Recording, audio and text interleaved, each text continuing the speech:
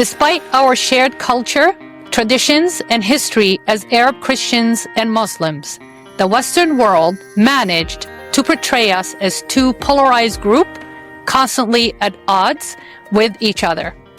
But the truth is, there is so much that unites us, and today we want to celebrate our cultural and spiritual similarities in the hope that you will judge for yourself that we are not divided, but we are one people. Hello and welcome back to another episode of Chatting with Slava the Jordanian. I'm your host, STJ.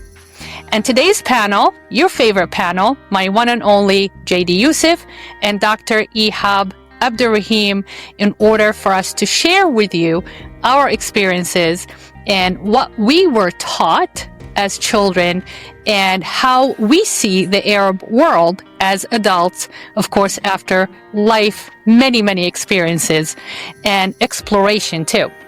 So, welcome, my panel. Welcome back. Thank you so much, guys, for coming on. I know we are all busy and have a lot going on in our life, so we really appreciate you being available.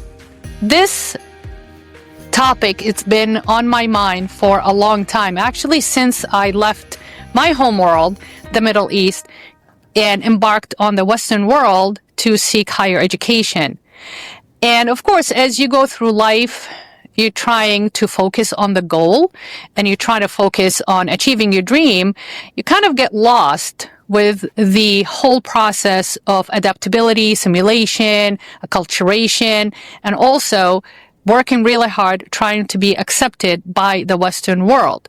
Now, we decided that we want to discuss this in order to relate to our audience, watchers, and listeners, how we perceive our world as Arabs, despite your race, despite your religion, despite your life experiences or your heritage. Growing up in Saudi Arabia, my education mostly, it was in Saudi. Now, Saudi Arabia education is very much focused on the Wahhabism approach on life. Muhammad Abdul Wahhab, he is the one who launched the movement in the Arabian Peninsula in order to unify Saudi Arabia. So the Saudi Arabia as it is right now, or Saudi Arabia that we know right now, it was divided just like when Italy was divided into multiple kingdoms. It was north, south, east, west, and the center of Saudi Arabia. And for some reason, the Saudi Arabian tribes, they drifted away from the Islamic way of life and they got into more the spirituality and meditation and magic and spells, and they launched a lot of tribal wars. They were constantly fighting for dominance. Muhammad al-Wahhab realized that and he said, we need to go back to our origin, that we have to live cohesively, back to the teaching of Muhammad alayhi salatu wasalam, the Islamic prophet, and hoping to unify the whole country. So all the teachings that I received in Saudi Arabia was very conservative Wahhabism, Islam teaching. Now, we need to differentiate between that kind of teaching to the teaching that, for example, Lebanon, Syria, Palestine, Egypt, they teach Islam very different than Saudi Arabia. Now, one of the hubs of the Islamic centers is in Al-Azhar in Egypt, and then the other hub, which is out of Saudi Arabia. These two hubs constantly negotiating. There's a lot of amendments that comes out of these two schools of thought in order to modernize some of the logistics in order to fit our modern life. So what I was told, of course, I was born Muslim, I practice Islam, both of my parents are Muslim, is Christian Arabs are very different than Muslim Arabs. in their beliefs, in their customs, and their cultures. So that became my belief system. Now, granted, we had a lot of Armenian Lebanese friends in Saudi Arabia, and that was my first eye opener to the Christian world, the Christian Arab world, because my mom's best friend out of the AUB, American University in Beirut, she was Armenian Lebanese, and her husband was contracted in Saudi Arabia. So we actually got to see them and live with them before they moved on to the United States. And I was fascinated by the Armenian culture, and I was going through kind of a tug of war because I go back to school and it was very conservative. It's all about the Islamic belief system, spiritually, culturally, and socially. But yet I go home, we're socializing, swimming in the pool, playing with all these Armenian kids, and we exchange ideas, like we are comparing our belief system. And it dawned on me, I always tell my moms, like, we're not that different. She said, why did you think that we were different? They are still Arabs. They have the same beliefs. They have the same values, the traditional gender role expectations. And I asked my mom, I was in high school, and I said, why are we taught that Christian Arabs are so different than Muslim Arabs? And my mom just told me that, don't think about these things, finish your school, then you can deal with it later in life. So here we are. Again, my father is originally Palestinian, my mom Jordanian, born Muslim. We have Dr. Ihab Abdurrahim, he's Muslim Egyptian, and we have JD Yusef, who is Orthodox Christian Palestinian. So we have the panel, so let's jump into it. Let's start with Dr. Ihab Abdurrahim, since you were here at age 2. And can you just give us the belief system that you grew up with, comparing Muslim Egyptian and Christian Egyptians? So, growing up, most of the family friends were Palestinian Muslims or Egyptian Muslims that I personally interacted with. We'd go over their houses. They'd come over our house for dinner. We used to watch, I remember this Palestinian family, everybody was big in wrestling back then, WWF, and everybody would either gather at their house or their apartment or our apartment, and they'd watch wrestling till 11 or midnight, and they'd have food. And but what's weird and interesting is I never had any Arab Christian friends growing up. Myself personally, my parents might have, but I did not. And when I left Jersey City, we moved to Old Bridge, was the first time, this is kind of funny, that I had not forget about Arab Christian friends, where I'd interact with them, and they're Catholic, so we'd interact, we'd have, we'd share stories of our religions, and then I started hearing the similarities, and I'd ask my parents, there's a lot of similarities between Islam, Christianity, and Judaism too. And my mom and dad said, of course there is. There's a lot of similarity, but that cohesion of faiths of Islam and Christianity in the Arab world, I did not that hadn't happened until I got to college. So I met a couple of Christian people. I think one of them was a Christian Jordanian, I believe, and very nice guy. We got along. We talked a lot. We talked about the faiths and things like that. And that's kind of the first time really I started kind of seeing things not differently, just seeing how the two faiths of the Arab world are just so similar. And then when we met JD Yusef, and he started telling us some really in-depth, he knows a lot about it. And I started thinking wow, this is amazing that we concentrate just the faiths, all the big faiths, Judaism, Christianity, Islam. We concentrate on the 5%, that's different amongst us, as being the prime factor of our disagreements, when actually 95% of the time we actually do agree within our faiths and amongst our faiths than I've ever seen. And then when we went to Egypt, it really, opened my eyes, and I saw something there that I thought was beautiful, was wonderful, and different.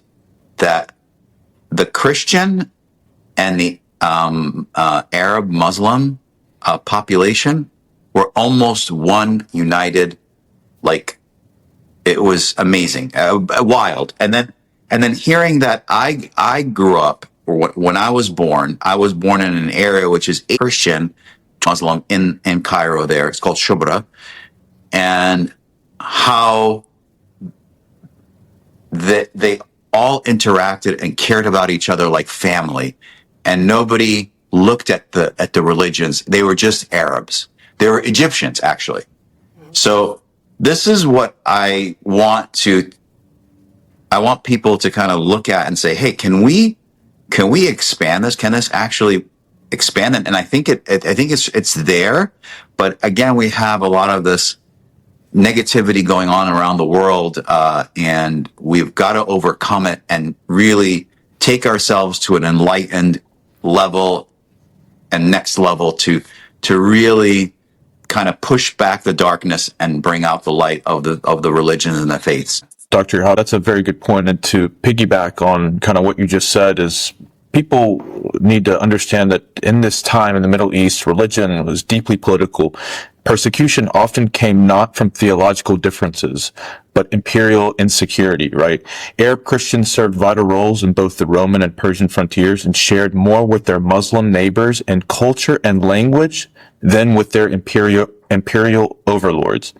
Early Islam did not emerge in opposition to Christianity, but in a world where Christian sects were often at war with each other, and many saw Muslims as a more just force. And to solidify that last point, we can literally see it today in 2025, where we have Christianity's most holiest site right now. It's actually in control of two Muslim families in Palestine, the Church of the Holy Sepulchre, just to reinforce kind of how these Christian sects would war with one another within the church, within Jerusalem, and it often got nasty. So what would they do? They would go to their Muslim overlords who were more just than the previous empires, to reinforce that point. 637, Bishop Sophronius gave up Jerusalem to Caliph Umar ibn al-Khattab bloodless. They did not come in with the sword. They did not come in to convert. They actually came in to protect. Again, the Christians in the Levant were under persecution, one side by the Roman Byzantines and the other side by the Persian Sassanid Empire. So again, there was no opposition to when the Arabs came from the Gulf. It was either they fought along one another, which is very controversial, and you can definitely look this up, or they didn't resist at all. So very, very interesting points. No, this is absolutely beautiful, and I am enjoying this interaction tremendously. The funny thing is, my father-in-law, Allah yarhamu Abu Ihab wa yahsin ilayh, he used to tell me, as you know, Egypt was a melting pot, right? It was mixed, even in their socials, before Abdel Nasser, during the Turkish King Farouk. Everybody was mixed together, Christian, Jewish, and Muslim Egyptians. And my father-in-law's best friend, he was a Jewish Egyptian. And when Abdel Nasser took over in 1952-53 and made it his mission just to, not to kick the Jewish Egyptians out, just he made it so impossible for them to continue navigating their businesses, taking care of the business. He just nationalized everything.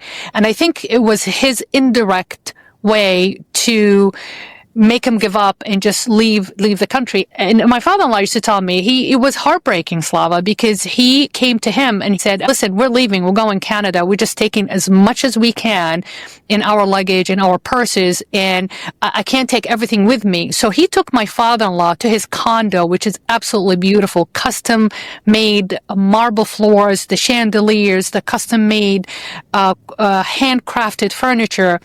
And he walked my father-in-law through his condo and he said, take whatever you want, please. I rather give it to my friends than have the government just take it. And my father-in-law said, where am I going to put this stuff? I don't even have an apartment big enough to fit any of this stuff, nor it's my style. It's very, very luxurious. And my father-in-law, every time he told me that story, I can hear the sadness in his voice. He was very, very sad that, he lost that friend because of the political ambitions, and the political narratives. So when I lived with my in-laws and I talked to them constantly about it, and they used to tell me how they don't see religion. They don't see color. Egyptian is an Egyptian. And the definition of an Arab from my research is anybody, regardless of your background, anybody that consider their native tongue is Arabic.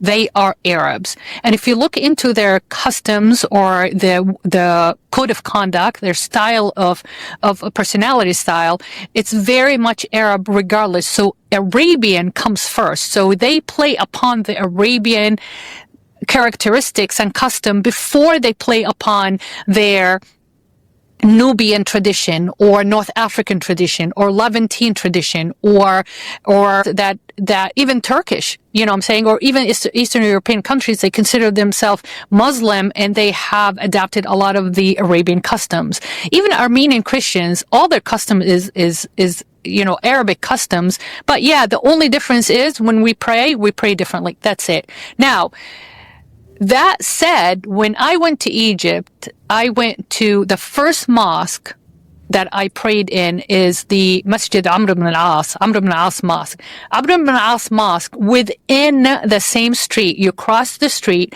and you enter St. Sergius Church.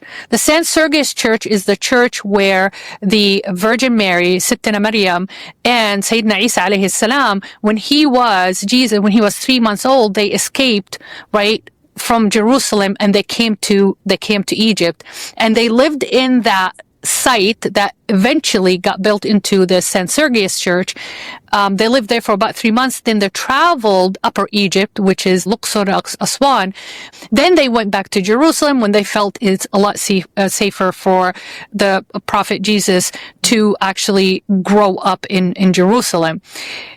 So when I went out of that mosque, Min Amr ibn al-As Mosque, and Ihab's cousin, he said, okay, let's go. I said, I want to see this church. So we walked literally right across the street, the same courtyard. And it was a mix. It was a mix of Christian and Muslim Egyptians celebrating that church, visiting that church, touring that church.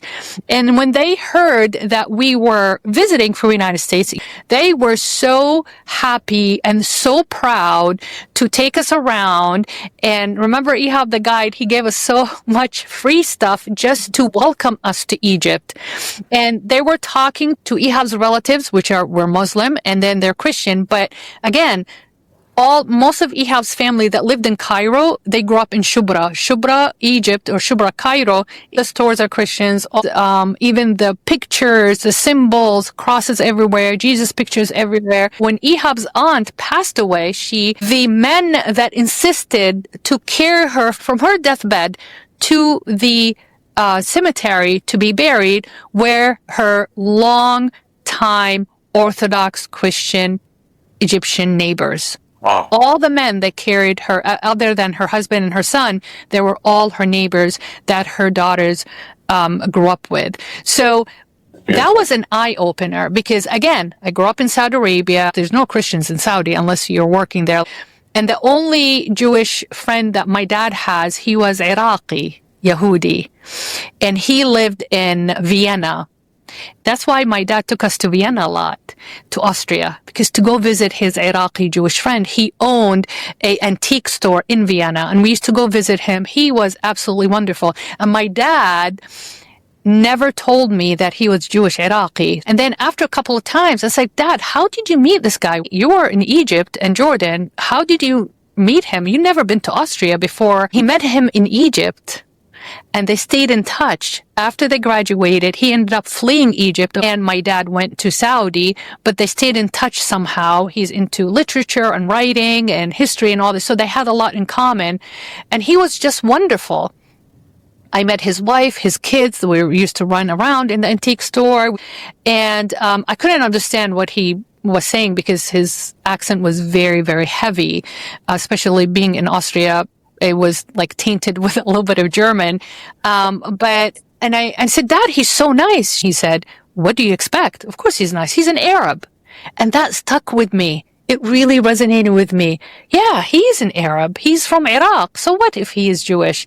And that was my first encounter with an Arab Jew, is that guy in Austria. And it was very fascinating. But going back to Egypt, when I mingled with the Egyptian and we went everywhere, ask Ihab. We went to really high affluent area, and we went to a very, like I said, traditional Baladi district. I prayed in Masjid Amr ibn al-As. I visited St. Sergius Church, which is connected to another church where St. George was actually buried there. It's absolutely beautiful church. And then I prayed in Masjid al-Azhar, and I prayed in Hassan al-Hussein. But the moment you step out of the courtyard, there's a church next door. So when we went to Luxor in Qina, our guide was Orthodox Christian, and our driver was a young man who's Muslim. And they were absolutely beautiful together. When you witnessed their interaction, they were like mother and daughter, mother and son. And they've been working together in tourism. And we drove everywhere. We were there for 3 days, and I noticed something, and I shared that with her, and I said, how is it with every mosque in Egypt across street, in the same courtyard, there's a church? So she explained to me that when Amr ibn al-As was commissioned to come to Egypt and liberate them from the Roman, they came in peace. He traveled and toured all Egypt, and he sat down with the head of the churches, and he said, listen, we are not gonna pressure you to convert to Islam, but we want to spread Islam in Egypt. They said, fine, but, we are not ready to destroy our churches in order for you guys to build a mosque. And Amr ibn al-As said, no, you don't have to do that. We have two options, either to build right next to you, or we will pay you to move your churches if we decide on this location is the best location for the mosque, to relocate your church, and we'll move your church to the next door. And that's why they decided that we can share the courtyard. There's a church and a mosque, a church and a mosque. That I never seen that in Saudi. I never experienced that in Saudi, nor Jordan. I never seen a church next to the mosque in Jordan. But let's bring Ihab in. What are your thoughts? So my thoughts are like, I don't, when you're saying that about the churches and the mosques in Egypt, I don't remember a story, except for one. I believe somebody told us a story about one church, but I don't remember any story. All the churches stayed where they were at, and they just built the mosques next to them, and they shared the courtyard, or share this, like, it's funny, they share this like small street, and you just cross, and you're going from a mosque to a church. They're right across the street from each other. And I'm talking about not like, it's not a big street. It's a small little, it's almost like an alleyway. It's hard to explain, but there are no cars in some of these areas. So people are, walking down to enter the church or enter the mosque, or there are people selling items. Like I remember in that alleyway there, coming out of the church, they were selling, a lot of different Christian, like, crosses and holy water and just a lot of different things, which was very neat. And then like across the ways where, they're selling things from the mosque too. So there was nobody interacting in any negative way. I did not see any of that there. So it's just a really nice feeling to have and to see this live in front of you and say to yourself, wow, people actually can get along like this. And why isn't it happening outside of Egypt? And, we can talk about like a lot of the other areas around the world, but, one of the comments I believe my uncle told us that if anything were to happen, Egyptians unite under the Egyptian flag, Christian, Muslim, everybody combines, becomes one unit. And which is, I think, is a very cool thing to say. Because, where in the world would two religions like unite like that and really or support the country for its goals? Could be like political, it could be could be industrial type goals, but it's a really I would like to see more of this in how other countries, Arab, Muslim, and Arab Christians interact. And they could be. I have not been to any other Arab country except for Egypt. Slava has been to Saudi, and as you know, Saudi is, like she said, there is just the Christian people that are working there or that are there are working in in the oil industry or whatever it might be. I don't know about Emirates or any of the other Gulf countries. Jordan, I believe you said there are Christians in Jordan. Slava. There are Catholics, but I never seen a church in Jordan. I mean, I vacation in Jordan because, my dad's family and my parents' family are there. I don't know, from 74 till 84. So for 10 years back and forth, we went. I don't remember. I could have seen it, but I don't remember because it didn't really impact me in the same way. Saudi right now, I don't know. Even if you are working in Saudi in a employment capacity, not just visiting, and if you are a non-Muslim, the only spot back in my day, the only spot that you can actually practice Christianity is if you go to your own consulate or the embassy, because that's a sovereign ground. So they have chapels inside the embassies and consulate, because we used to get invited to Christmas, Easter, French consulate in Jeddah, the German consulate, the British consulate, the Japanese consulate too. And they used to have events like that. But let's bring JD Yusef into this. What is your experience with that? Yeah. So, to highlight a little bit about what your trip kind of encompassed in Egypt, another pretty famous shared space for our listeners and viewers is going to be the Umayyad Mosque in Damascus, Syria, where the head of John the Baptist is apparently, preserved or put there. So they both have a mosque and a church and a shared courtyard, just like what Dr. Slava and Dr. Ihab were discussing. This shared history, culture as well, and religion. This is actually very beautiful too. In Nazareth and throughout Palestine, Muslim families frequently celebrate the Feast of the Annunciation along their Christian counterparts. Mary, or Maryam, is revered in Islam as the purest woman, and a whole chapter of the Quran is named after her. Shrines to Mary and Saint George, who's also known as Al-Khadr in Arabic and Islam, are frequented by both Muslim and Christians, believe it or not, especially in places like Al-Khadr near Bethlehem, Palestine, Bethlehem. But again, just highlighting some of these shared spaces, instances of cohesion. And then you look at other places of shared spaces like the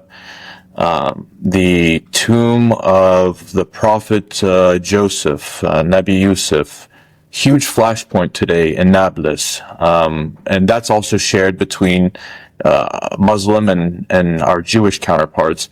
And also, if I can refine a point that was made going back to Gamal Abdel Nasser, it wasn't out of hate or any sort of racism that the Jews were actually expelled out of Egypt. It was simply a security thing. There's we can say deep mistrust. And that kind of was a knee-jerk reaction to, okay, well, how do we deal with this? So it was mainly embedded in Egyptian security, both long-term and short-term, was kind of the instances for kind of the expulsion of Jews. Because to Dr. Ihab's point, his father's relation. Oh, and Dr. Slava, your father's relationship with your Jewish friend is in. Where we come from, we respect and love each person, each religion. It's also written in Islam, by the way, to protect people of the book, both Jews and Muslims, right? So, seeing this in real life really resonates. And then also, why isn't it highlighted? Well, that's something that, we should ask ourselves. Popular culture shares or just shows, a glimpse. And sometimes also, we were talking about this earlier, the voices of the minority get unfortunately highlighted the most. For whatever reason, I will say that fear and emotions is a huge motivator. So, you can scare people into doing something. And, that also kind of,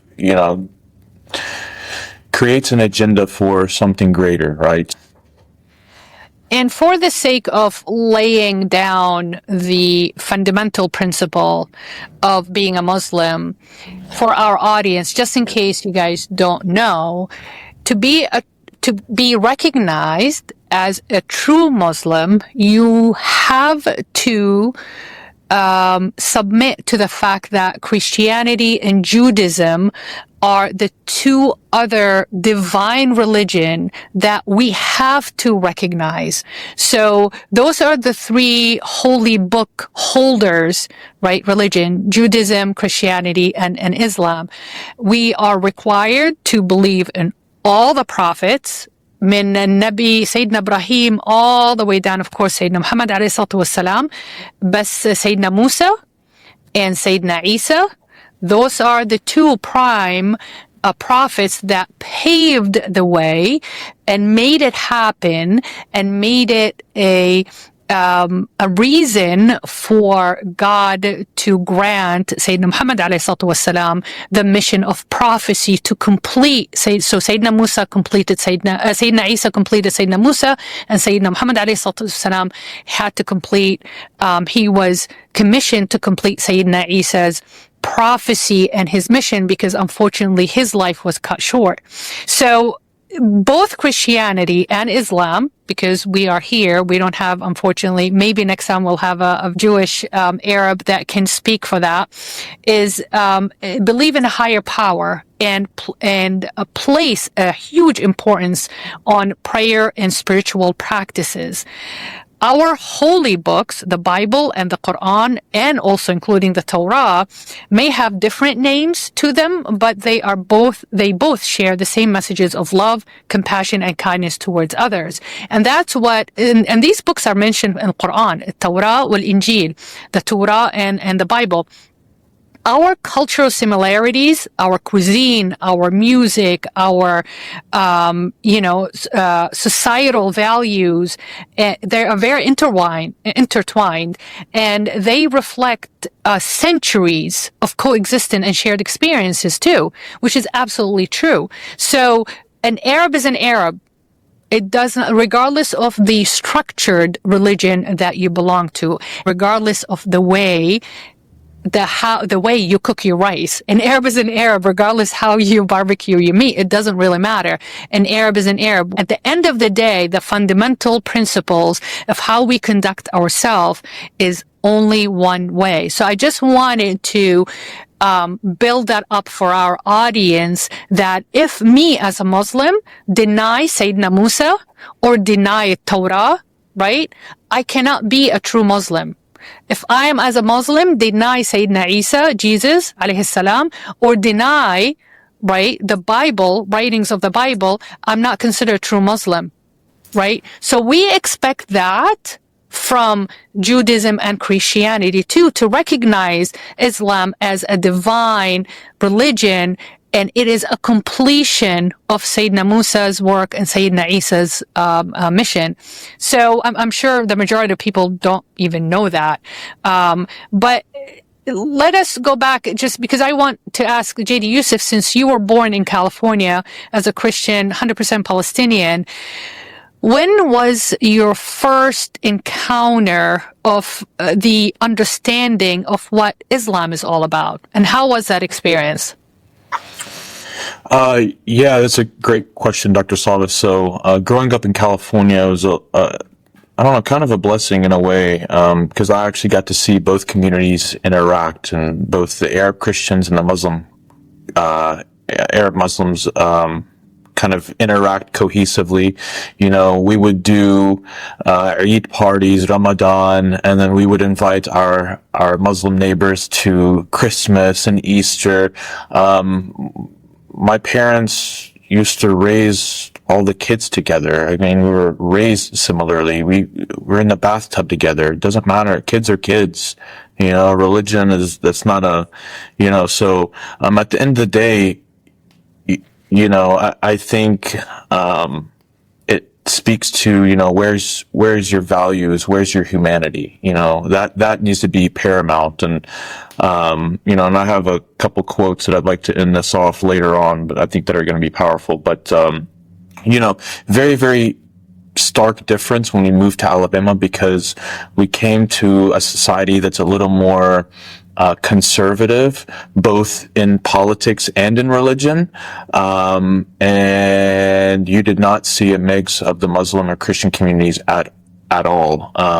So very, very different. We had our own contacts. We would naturally go and make our own friends, and kind of that's how we stayed connected with our people. And I should say also, the Arab culture was a lot more solidified. This is a really good point. Solidified and cemented in our Muslim brothers and sisters. I will say that their parents did a very good job of keeping the culture.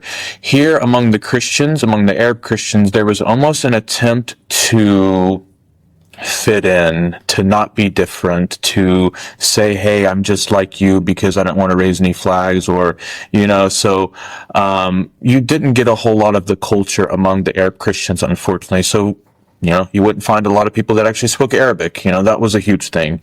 Going back to Dr. Slava's point, being an Arab has nothing to do with blood or color. It's a linguistic and a cultural thing. That's why we don't see color in the Arab world. We have dark and we have brown. That's it. And actually, the more dark you are, the more prized you are. That's just one of the things. So, it's very, very different in a good way, right? So, but I hope we're doing a good job of combating all of these misconceptions about the Arab world, because it's not monolithic in any way. And also to Dr. Slava, your upbringing, by the way, in Jeddah, Saudi Arabia, I commend you, because that education system is very, very strong in the way it's implemented and the way it's articulated. And I saw that firsthand with one of my best friends in Alabama, who was, we called him, fresh off the boat. He was brand new here, from Jeddah. And the questions he would ask me as an Arab Christian, I was just like I didn't understand where they were coming from. And it was because he had no connection, no interactions with a Christian whatsoever. I was the first Christian he'd ever met, 2015, and we're in our 20s, and just remarkable, because I'm not used to that. I'm used to, my Muslim brother who's Palestinian knows everything about me, knows everything about my religion, knows more about my religion than a normal American, who's Christian. I mean, that's a fact, so very, very interesting though. That is true. Simply, I'm one of 5. The first child and the 5th child, they're redheads, just like JD Yusef, right? My ammi, my dad's brother, he's blonde, blue-eyed, because my my paternal grandmother, Zia Nabilsi, Allah yarhamha wa yahsin ilayha, she's blonde with blue eyes. So my dad has my complexion. He's number one. Number two, his sister has my complexion. Bas Ammi Hatim, he had the blonde blue eyes. So the first time I met him, he was married. His wife is blonde green eyes. So all his kids are blonde blue eyes. So when I met him, I hid behind my mom, and she said, "Don't, you need to be polite. Why don't you go say hi to your uncle?" I looked at her. It's like, this is not my uncle. And she looked at me and she said, "What are you talking about? This is Uncle Hatim, your dad's brother." And I said, "That's impossible. He doesn't look like my dad." That's my first encounter of an Arab that doesn't look like me. So, and I had doubts, and my cousins, they did not look like me. How can they be part of my family where my lineage is mixed like that? Then my mom reminded me, your brother, right? My youngest brother wasn't born yet. My older brother, he's a redhead, right? With brown eyes. She said, "You're not redhead, but your brother's a redhead," because my maternal grandfather, my mom's father, was a redhead, which we get it from the English and the Turks. So that's when I started kind of, accepting the fact that we are multicolored, we are multicultured, but we don't see color.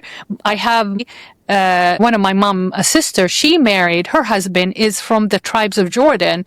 He's very dark. I think his ancestors come from when they had slaves, Badul Urdun, but he's a descendant of that. He's very, very dark. So when I met him the first time, again, I was just scared to shake his head. I was like, how is he so dark and he speaks Arabic? And my mom's like, what are you talking about? Because my milk mother, my nanny, she was from Al-Habasha, from Eastern Africa, but she didn't speak Arabic very well. So she said, don't be rude, go say hi to your uncle. And it's like, how's that even possible? Like, those are my first cousins and they are darker than me. But that's the way it is. But if I did not travel to Jordan or met my extended family, I would have still be stuck in that kind of, fishbowl that all the Arabs had to look like a Bedouin, like my complexions, whether it's a little bit darker skin, lighter skin, but it's just a darker hair and dark eyes. That's it. There's no green, there's no blue, there's no blonde, there's no redhead. But that was really fascinating. So my question is, why do you guys think that the media is constantly play up our differences rather than highlighting our commonalities, our similarity? Why do you think is that? Dr. Ihab, I got one good answer after you. You have an answer, or you want me to go? You go first. So, the way I see media here, media in Europe, it doesn't matter where it is, social media, you get more clicks, you get more views, and you get more people really interested when you show the bad, the negative. I'm telling you this right now. I've not watched news on any channel recently other than it talking about something negative about a politician, an area in the world. It was, and it's been like that for such a long time here in the United States that I remember only one, he used to be on ABC World News, Peter Jennings, I believe his name was. And the whole 30 minutes, of the nightly news, the world news, would be just about conflict or politicians. And he always, and this was his signature, he always ended with a nice story or some nice thing happening around the world. And he would say, it's not all bad. There are good things. But I think you get more people to view the news channels when you're talking about negative kind of negativity. That's the way it is. And I don't know if that's the nature of humans, that they really are kind of attracted to that, but I would think it would be the opposite. But go ahead. I don't know. That was my take on it. Just No, I think that's a very good take, honestly, and I think it's also going back to that fear factor and playing on emotions, and yeah, in this social media age, you want the clicks and you want that, so yeah, I definitely can see that. My answer is just divide and conquer, honestly. So if you have a divided populace, whatever the populace is, then that actor can get its way, whatever the way is, whatever it wants.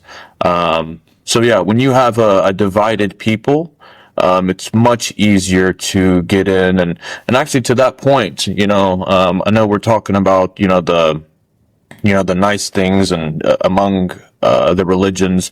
Well, a lot of the historic distrust and mistrust that we've heard also growing up, because there are those stories that you hear negative about Christianity and about Islam, right?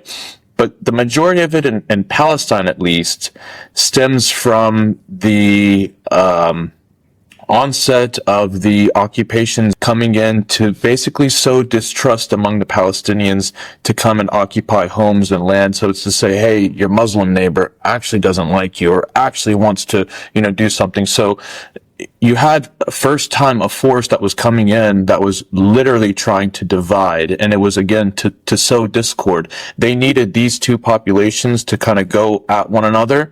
If they eliminate or they distrust one another, then another occupying force can come in. It was almost when Israel entered in Jerusalem for the first time in the 60s. A lot of Christians thought that Arab Christians thought that they were free from any sort of harm, and that was not the case. It was a narrative that was pushed out there that was to say, hey, we're here just to protect you guys, but not these guys. That was never the case. So I think that's a really important point to bring up. There are a lot of misconceptions, unfortunately. And the way I look at it, I think since the Nakba, the Western, even before, since World War I, I would say, the Western relationship with the Arab or the Middle East, almost like this narcissist spouse, like the adoration, oh, you are so amazing, the Arabian lifestyle, we love it. Then denigration, right? Breaks you down before you know it. So the moment they secure that position, that we are being adored, we're being admired, we're being appreciated, then they secure the position in the Middle East, then they denigrate us, right? So they made us feel really, really lousy.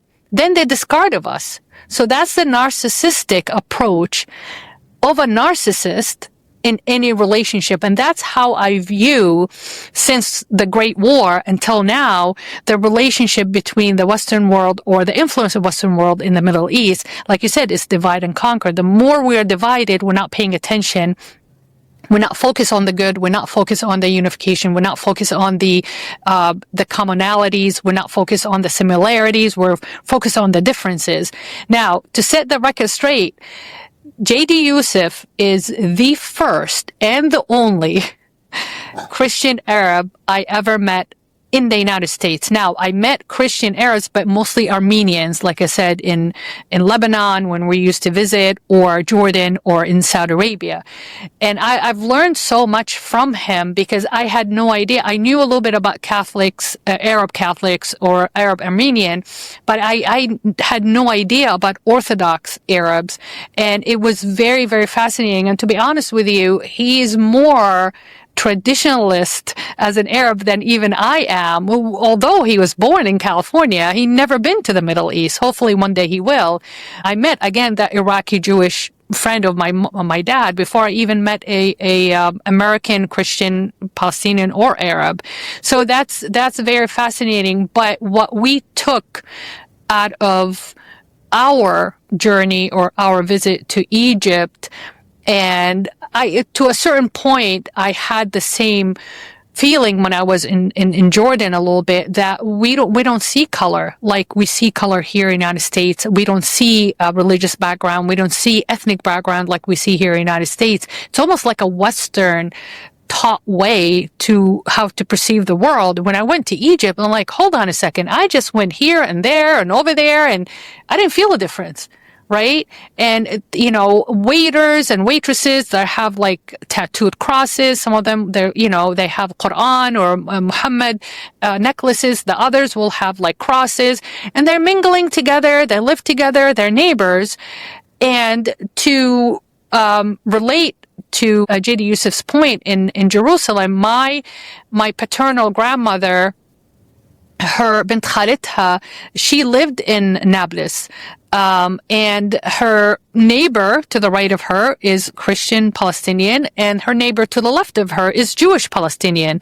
And they were the best of friends. They were inseparable, according to my grandmother. And they babysat each other's kids. They played with each other's grandkids.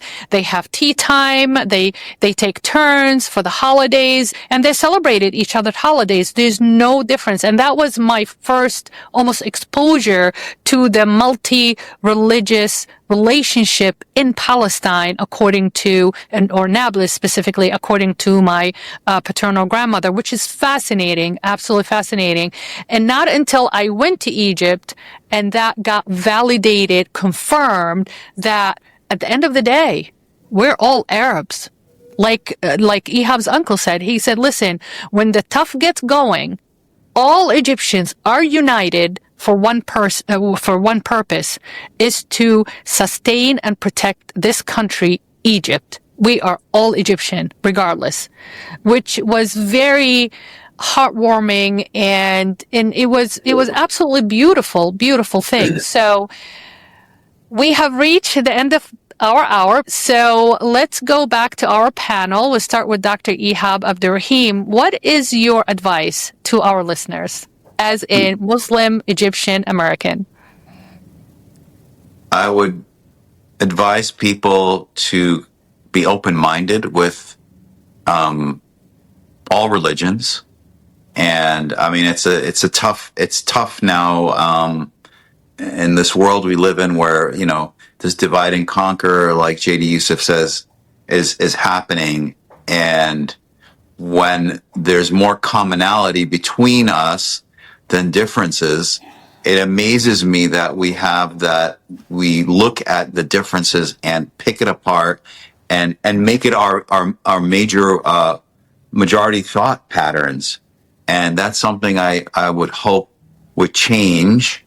Maybe some people take this podcast and kind of listen to it and go, wait, and they start thinking, oh, maybe we should look at it this way, a little bit more positively, because I really think the differences are being created by certain groups or certain minority groups that should really be ignored, in my opinion. That's, you want to kind of move forward and have a positive view on life and on people and on religions.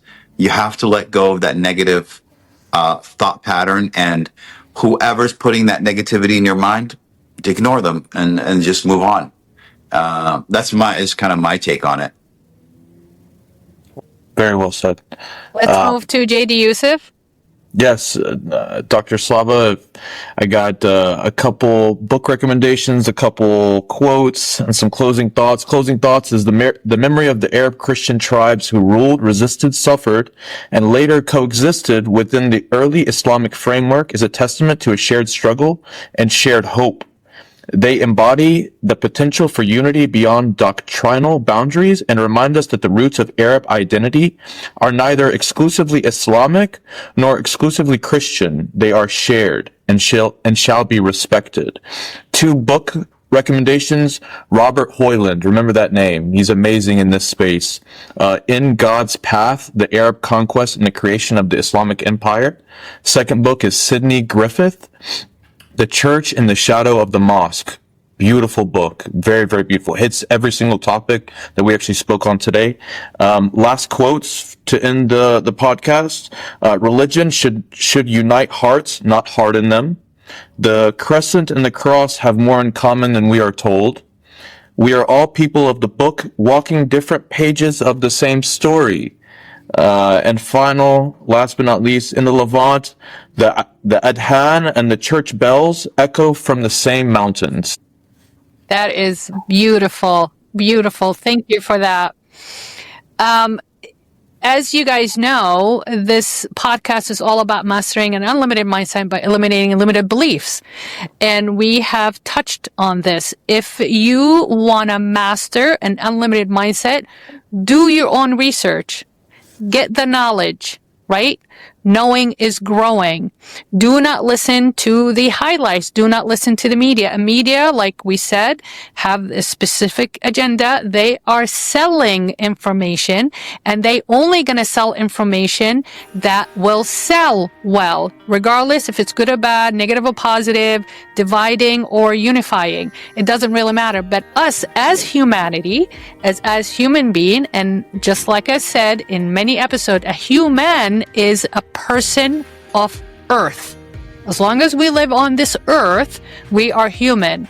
So do your own research, get into the way of processing information within your belief system, not other people's belief system, and reach to your own conclusion and see what happens. You're going to be enlightened. And every religion is beautiful. Every race is beautiful. Every background is beautiful.